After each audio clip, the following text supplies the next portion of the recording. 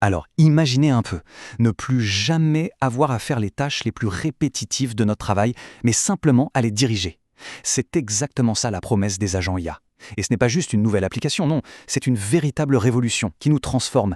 On passe d'exécutant à orchestrateur. Cette citation, elle résume parfaitement le changement qui est en train de se passer. L'IA ne va pas remplacer notre capacité à penser, pas du tout.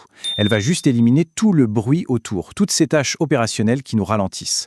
En gros, on ne perd pas le travail intellectuel, on perd juste sa partie la moins intéressante pour enfin se concentrer sur ce qui compte vraiment, la stratégie, la créativité. Allez, on va plonger dans cette transformation. On est en train de basculer d'un monde où notre valeur, c'était notre capacité à faire les choses, à une nouvelle ère où notre valeur, ce sera notre capacité à diriger des systèmes intelligents. Voyons concrètement ce que ça veut dire. D'un côté, on a ce qu'on connaît bien, l'épuisement des tâches manuelles, la recherche d'infos qui prend des heures, les copier-coller, les emails qui se ressemblent tous.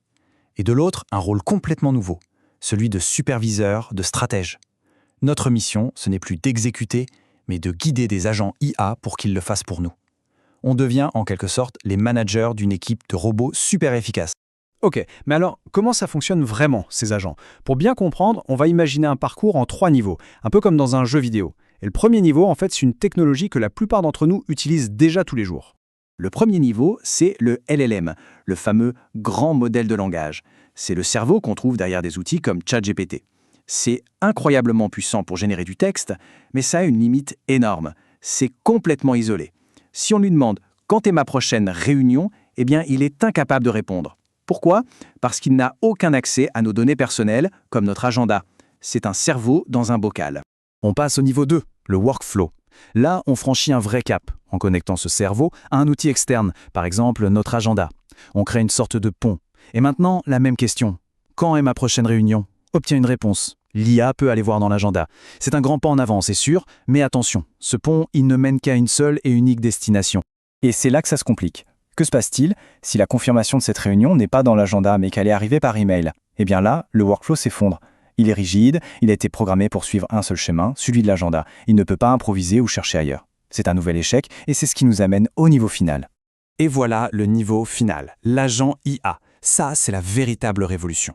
Face à la même question, l'agent ne va pas suivre bêtement un chemin prédéfini. Non, il va raisonner. Il va se dire « Ok, il n'y a rien dans l'agenda, quelle est la meilleure alternative ? Ah, mais bien sûr, je vais aller vérifier dans les emails. » Il choisit de lui-même le bon outil et il atteint l'objectif de manière complètement autonome. Bon, on a vu ce qu'un agent peut faire. C'est impressionnant. Maintenant, on va regarder ce qu'il est, vraiment. Qu'est-ce qu'il y a sous le capot ?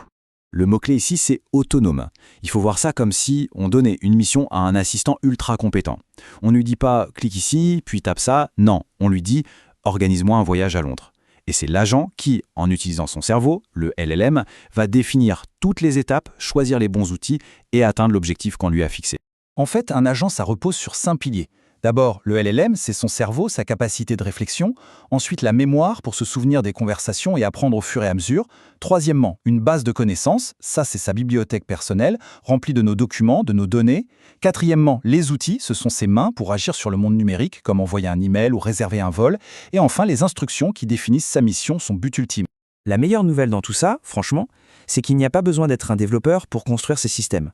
On est entré dans l'ère de la construction par blocs, un peu comme si on jouait avec des Lego numériques.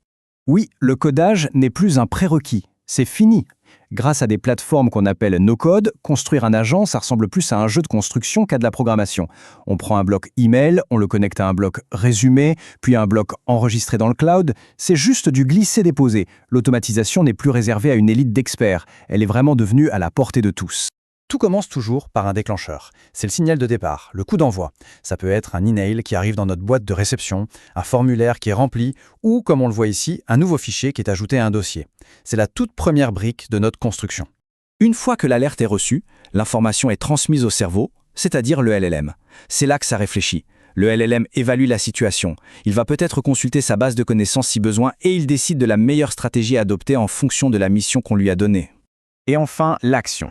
Le cerveau donne un ordre et l'agent utilise un de ses outils pour l'exécuter. Il pourra envoyer un email, mettre à jour une base de données ou, comme dans cet exemple, générer un résumé. Déclencheur, cerveau, action. C'est aussi simple que ça. Bon, maintenant qu'on a vu comment ces fameux Lego numériques s'assemblent, la vraie question c'est pourquoi est-ce si important de savoir les construire maintenant ? La réponse est très simple, on est au tout tout début d'une nouvelle ruée vers l'or, à la fois économique et professionnelle. Face à la peur de la destruction d'emplois, les chiffres, eux, racontent une toute autre histoire. Le Forum économique mondial prévoit un bilan net de 78 millions de nouveaux postes créés grâce à l'IA. Attention, ce ne sont pas des emplois qui disparaissent, purement et simplement, ce sont les compétences requises qui sont en train d'évoluer massivement. Et cette tendance, ce n'est pas une prédiction lointaine pour 2030, c'est ce qui se passe aujourd'hui, sur le terrain. Actuellement, 80% des projets de développement IA qui sont demandés par les entreprises ne concernent pas de simples chatbots, mais bien des agents autonomes, capables d'automatiser des processus vraiment complexes. La demande est déjà là, et elle est en train d'exploser. Tout ça nous amène à une question qui est assez fondamentale. La technologie est là, les outils sont de plus en plus accessibles. La question n'est plus est-ce que c'est possible, mais plutôt quel rôle est-ce qu'on veut jouer dans cette révolution ? Va-t-on être des simples utilisateurs de ces nouvelles technologies, ou bien les architectes qui les construisent et qui façonnent l'avenir du travail ?